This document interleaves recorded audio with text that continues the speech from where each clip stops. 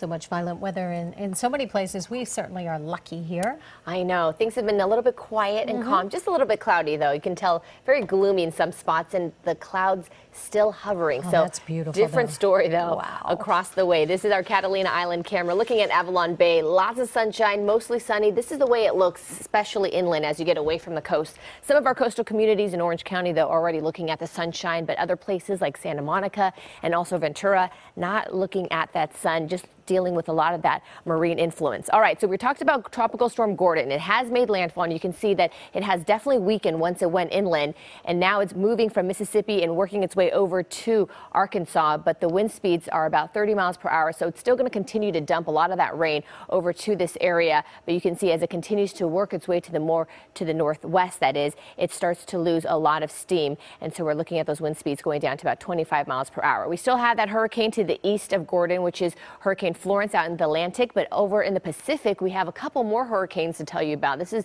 what we're still tracking. We have a Category 2 hurricane. This is Olivia, and then we have Category 3 Norman, but it looks like Norman will miss the Hawaiian Islands. Right now, the projected path looks like it's going to start to curve just a little bit more to the northwest, and then it goes from a Category 3 to a Category 2, and then goes down to a Category 1, where wind speeds will be about 80 miles per hour as we head into Friday morning. So this is something that we have been monitoring, and we will continue to monitor because, as you know, the hurricanes could change as we head into even the next few hours. But for now, things look pretty good across the Southland, and then also across the country. We're still dealing with very hot and muggy conditions, and that's because we have all of that moisture coming in from the Gulf of Mexico. So on the eastern seaboard, temperatures right now 80s and 90s, and you can see where that line divides it. This is that trough, the same trough that's lingering over Southern California. So this is what's causing some of the severe weather in areas like the Midwest, but here in Southern California, it's just spinning in some of that cooler air, deepening up that marine layer, but high pressure will slowly start to build back into the area,